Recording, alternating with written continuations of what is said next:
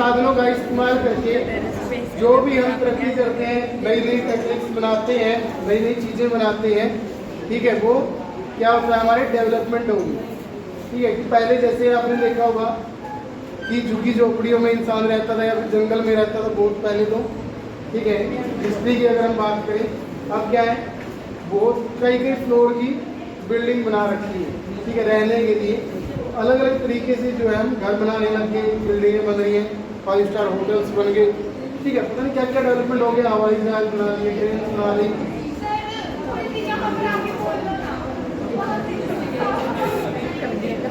साफ सुनाई नहीं दे रहा, क्यों? वीडियो सर वीडियो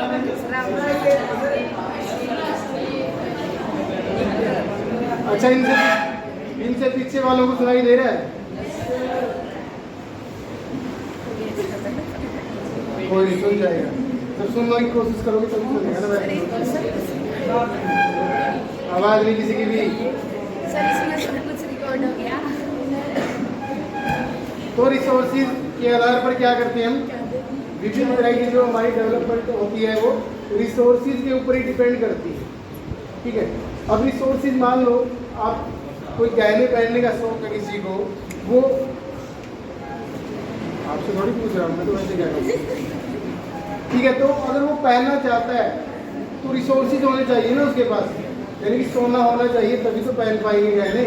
ठीक है, तो डेवलपमेंट क्या है, या जो अपनी इच्छाएं हैं वो किसके ऊपर निर्भर कर रही है, हमारे रिसोर्सेज के। ठीक है, अब एक डेफिनेशन है, देखो रिसोर्सेज हम वैसे किसे बोलते हैं, वैसे नॉर्मल लैंग्वेज में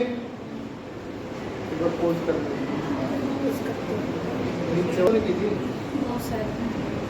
देखो एक डेफिनेशन है रिसोर्सेज की, वैसे तो हम क्या कहते हैं कि कोई भी वस्तु जो इंसान के किसी न किसी रूप में प्रयोग होती है, उपयोग में आती है, उसको हम संसाधन कहेंगे।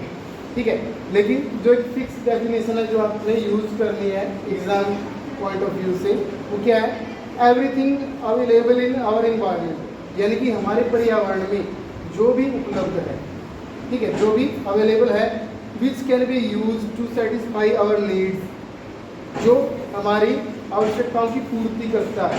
ठीक है, हमारे किसी न किसी तरह से प्रयोग में आता है, प्रोवाइडेड इट इज, ठीक है, जो भी नीड्स को पूरा करेगा और प्रोवाइडेड है, हमारे पास उपलब्ध है।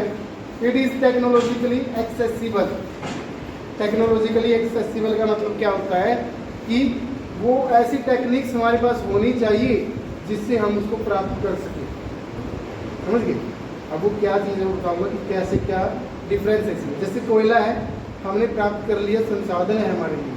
ठीक है, हाइड्रोजन गैस को हम एज ए फ्यूल यूज कर सकते हैं, ईंधन के रूप में इस्तेमाल कर सकते हैं हाइड्रोजन गैस को, लेकिन एक तो पानी में से अलग करना उसको बहुत मुश्किल है, दूसरा उसको नियंत्रित करके यूज करना मुश्किल है। पता ही है ना, हाइड्रोजन बम बने हैं, ठीक है, बहुत ही ज़्यादा एक्सप्लोसिव होते हैं, खतरनाक होते हैं, तो हम इस्तेमाल नहीं कर सकते उनको। ठीक है, और H2O पानी, उसमें से हाइड्रोजन हम बहुत ज़्यादा मात्रा में निकाल सकते हैं। पता है समुद्र भरे पड़े हैं, महासागर भरे पड़े हैं पानी से, ऐसी टेक्निक हमारे पास है ही नहीं अभी। ठीक है, तो वो संसाधन क्या है, फायदा ही नहीं है उसका, हमें संसाधन तो है लेकिन फायदा नहीं है। तो ये कंडीशन हो गई टेक्नोलॉजी की एक्सेसिबल, यानी कि ऐसी तकनीक होनी चाहिए जिसको हम एक्सेस कर सके उसको, ठीक है, उसको निकाल सके, यूज कर सके। दूसरा है इकोनॉमिकली फिजिबल। अब इकोनॉमिकली फिजिबल क्या होता है कि उसका जो रेट है, प्राइस, वो हमारे खर्चे से ज़्यादा होना चाहिए। ठीक है, मान लो आपको कोई बोल दे ये बाहर जो ग्राउंड है कि इसमें 50 ग्राम सोना है, ठीक है, लेकिन कहाँ है ये नहीं पता। पूरा ग्राउंड खोदने में, जेसीबी लगाने में, या मजदूर लगाए, रेत को छनवाया या मिट्टी को छनवा के देखा, अब ढूंढोगे, मान लो वो आपका बोल रहा है 2 लाख रुपए का खर्चा, आपने एस्टिमेट लगाया, खर्चा आपका आ रहा है 5 लाख रुपए, तो क्या आप वो सोना निकालने जाओगे जबकि आपको पता भी है कि यहाँ पे सोना है? निकालने की कोशिश करोगे उसको? इकोनॉमिकली फिजिबल नहीं है वो। ठीक है, अगर मुझे वहाँ जाने से या किसी काम को करने से फायदा नहीं हो रहा, ठीक है, तो मैं क्यों जाऊँ वहाँ? ठीक है, सपोज करो आपको नौकरी मिल रही है दिल्ली, सैलरी मिल रही है 5,000, आपने देखा कि वहाँ पे रूम का जो रेंट है, पीजी में रहना, जहाँ भी आपने रहना है, आपका आने जाने का खर्चा या घर आने जाने का या कंपनी में आने जाने का, टोटल मिला के आपका खर्च बन रहा है वहाँ पे मान लो 7,000 मंथली, सैलरी मिल रही है आपको कितनी 5,000, तो आप रहोगे वहाँ पे? यही होता है। इकोनॉमिकली फिजिबल का मतलब है कि आर्थिक रूप से भी हमें फायदा होना चाहिए उससे, तभी हम निकाल लेंगे, नहीं तो क्या फायदा निकालेंगे। उसके बाद है कल्चरली एक्सेप्टेबल, सांस्कृतिक रूप से या सामाजिक रूप से उसको हम एक्सेप्ट करने लायक हो, मानने लायक हो। जैसे मान लो अब तिरुपति बालाजी मंदिर है, ठीक है, या फिर ये कह लो कि रेड फोर्ट है, लाल किला है दिल्ली में, अगर बोल दें कि उसके नीचे खजाना है बहुत ज़्यादा, ठीक है, अगर खुदाई करें तो खजाना मिल सकता है, तो जो पब्लिक है या लोग हैं या देश के जो भी मंत्री है कोई भी है, तो क्या वो इस चीज़ की परमिशन देंगे सरकार को कि खुदाई कर दो या लाल किले को तोड़ दो? कोई नहीं देगा ना। ऐसे ही जो मंदिर बने, ठीक है, चर्च बने हुए हैं, गुरुद्वारे बने हुए हैं, अगर उनके नीचे बोले कि यहाँ पे बहुत ज़्यादा मात्रा में मान लो कि तेल के भंडार है या खजाना गड़ा हुआ है, सोना है, यहाँ पे ये है वो है, तो क्या उस गुरुद्वारे को, मंदिर को, मस्जिद को तोड़ देंगे? नहीं तोड़ सकता। या समाज जो है, वहाँ रहने वाले लोग जो है उसको तोड़ने की इजाज़त देंगे? नहीं देंगे। तो वो भी होना चाहिए कि कल्चरली एक्सेप्टेबल होना चाहिए, जो हमारा समाज है उसको मंजूर होना चाहिए वो चीज़, तब जाके हम उसको निकाल सकते हैं, और तब जाके वो क्या कहलाएगा? संसाधन कहलाएगा, रिसोर्स कहलाएगा। ठीक है, समझ में आ गया होगा तो? Yes sir. कभी बाद में फिर बोलोगे नहीं समझ नहीं आता। अब देखो पॉइंट टू पॉइंट चलेंगे, कंप्लीट नहीं करेंगे। पहले ही बता रहा हूँ, अगर किसी को कंप्लीट पढ़ना है या बोलना है कि कंप्लीट करना है तो बताओ, लाइन टू लाइन करना है? अब लाइन टू लाइन, पहले कह रहे स्टोरी सुना दो, बता दो, ऐसे करवा दो। अच्छा चलो ठीक है, फिर क्या सर? लाइन टू लाइन करवा देंगे। 4 बच्चे कह रहे हैं सर। लाइन टू लाइन में भी क्या है, इसमें रिसोर्सेज के बारे में है कि ह्यूमन बीइंग है वो इसेंशियल है। सबसे ज़्यादा इम्पोर्टेंट क्या है? ह्यूमन बीइंग है, मनुष्य है। अगर मनुष्य ही नहीं होगा तो संसाधन किस काम के? ठीक है, पहले भी मनुष्य था लेकिन मनुष्य ने ही डेवलपमेंट की, नहीं तो जीव जंतु जो छोटे छोटे जानवर जो भी हैं, कीट पतंग कुछ भी है, उनको क्या ज़रूरत है हवाई जहाज बनाने की? ठीक है, वो नहीं बनाते भाई। तो मनुष्य को, आदमी को ही ज़रूरत है, वही बनाता है। उसी के अंदर दिमाग है, वो भी स्किल ट्रेनिंग से अपनी से डेवलप कर रहा है और करता जा रहा है। ठीक है, पहले ट्रेन बनी, कोयला यूज होता था, भाप से चलती थी। ठीक है, फिर बनी डीजल से, इलेक्ट्रिक आ गई। ठीक है, अब आगे पता नहीं और क्या क्या आएगा। सीएनजी आ रही है, सोलर से चलने वाली आ गई, जो कम डिस्टेंस की है सोलर से भी चल रही है। कहाँ से कहाँ तक चल रही है? दिल्ली से रेवाड़ी चल रही है एक, तो बाकी का पता नहीं। हाँ, उड़ने वाली, फिर उसको हवाई जहाज कहते हैं, ट्रेन थोड़ी कहते हैं। तो बुलेट ट्रेन आ गई, ठीक है, मेट्रो वगैरह चल रही है। वैसे अगर देखा जाए इंडिया में अगर मेट्रो ही बिछा दे सभी जगह वही होगी, काफ़ी मतलब ज़्यादा क्या होगा, एक तो इनकम होगी सरकार की, लोग कंफर्टेबल होकर बैठेंगे। ठीक है, स्पीड भी अच्छी है। ठीक है, तो काफ़ी बेहतर सुविधा हो सकती है, मतलब एक ट्रेन की बजाय अगर मेट्रो जैसी कोई ट्रेन हो। बुलेट ट्रेन देखो, अगर बुलेट ट्रेन का इतना, तो मेरे को पता है इंडिया में ही चल पड़ेगी कोई नहीं ट्रेन, लेकिन उसका क्या है, अब देखो वो टाइम भी लगाएगी, खर्चा भी उसका ज़्यादा है। इससे अच्छा बिजनेसमैन जो जाएंगे वो प्लेन में नहीं चले जाएंगे, वो ट्रेन में जाएंगे। इससे ज़्यादा अच्छी फैसिलिटी प्लेन वाले दे रहे हैं। किराया, अब देखो किराया क्या है, अगर आप सही टाइम पे बुकिंग कराते हो प्लेन की, तो दिल्ली से मान लो कोलकाता या मुंबई जाने का जो किराया है शताब्दी एक्सप्रेस, अभी जो शताब्दी चल रही है वो लगभग बराबर है। क्या होगा, 200, 400, 500 रुपये का फर्क है। लेकिन एक चीज़ देखो ना, दिल्ली से कोलकाता जाने के लिए शताब्दी 17 घंटे लगती है, प्लेन आपका 2 घंटे ले रहा है, 15 घंटे बच रहे हैं आपके। ठीक है, 17 घंटे में आप कंफर्टेबल भी नहीं बैठ पाते, फिर खाना भी खाना आपने, भूख भी लगेगी, रास्ते में क्या खाओगे, घर से क्या पैक करवा के लेके जाओगे? रास्ते में ये तो है नहीं कि हो ट्रेन वाले को बोल के उतर के होटल में खाना खा के आ रहा हूँ अपना 10 मिनट, ऐसा तो करेगा नहीं वो। ठीक है, अंदर भी जो खाना मिलता है वो भी इतना हेल्दी नहीं होता। देखने को आती है कि सब्जियां ऐसी बटून में कीड़े चल रहे, क्या है, ऐसे ही होता रहता है। बात क्या है, वो नॉर्मल आदमी ने कॉन्ट्रैक्ट ले रखा होता है, मान लो मैंने ले लिया, उसका काम क्या होता है, प्रॉफिट कमाना। उसने थोड़ी ना देख रहा, उसके रिश्तेदार थोड़ी ना बैठे हैं ट्रेन में, उसके जानकार तो बैठे नहीं ट्रेन में, सामान भी सेव नहीं होता, कहीं पे भी वैसे लूटपाट भी हो जाती है।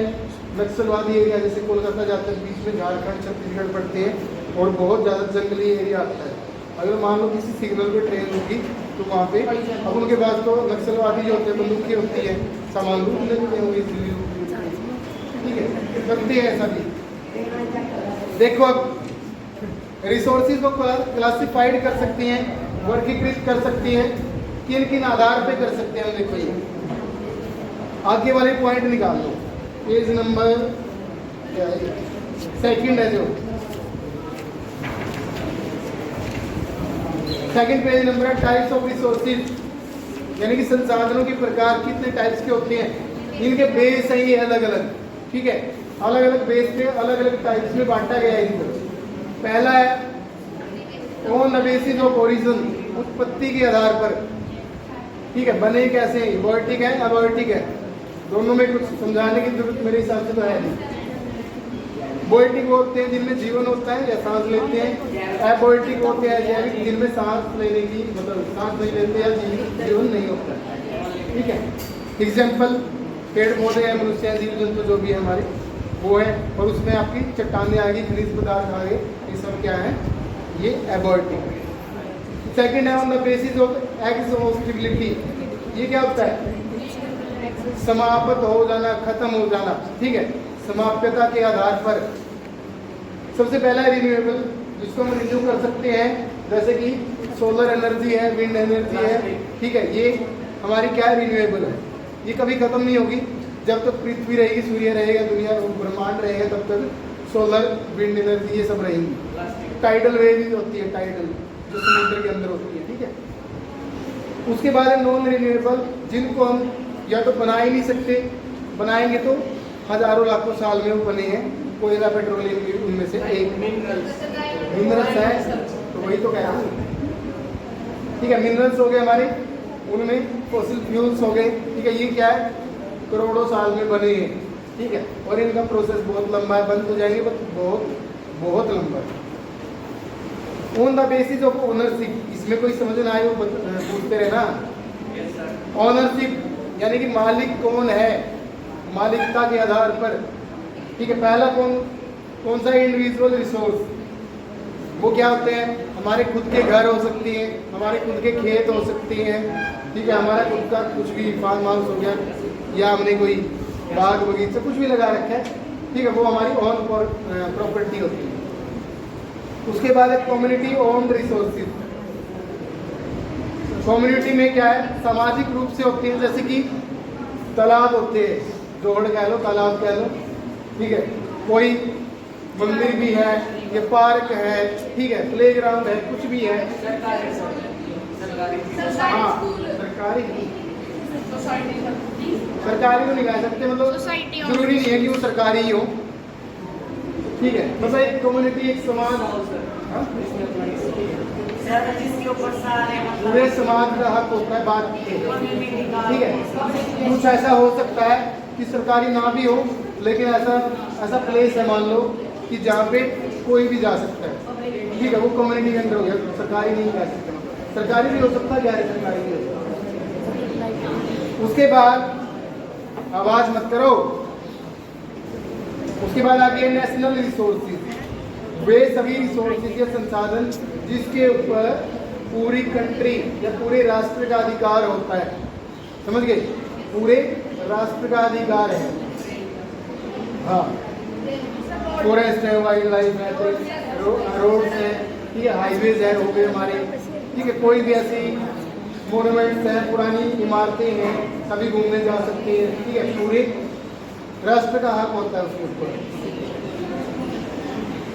उसके बाद हाँ, इसमें एक चीज और देखने लायक, देखो नीचे से जो सेकंड थर्ड लाइन है, इसमें देखा land with in the political boundaries, जो किसी देश की बाउंड्री होती है, राजनीतिक जो सीमाएं होती हैं, उसके अंदर जो लैंड है वो पूरे राष्ट्र की होती है, ये तो समझ में आ गया। अब इसके बाद oceanic area up to 12 nautical miles, 19.2 kilometer from the coast termed as territorial water and resources. हमारी में 22.2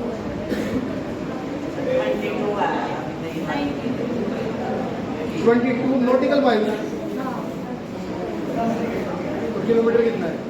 किलोमीटर 22.2 किलोमीटर है और 12 नॉटिकल माइल्स है इसमें 20.12 नॉटिकल ये कैसे बढ़ गया? माइल है इसमें चलो ठीक है, आज के लिए इतना ही करेंगे हम।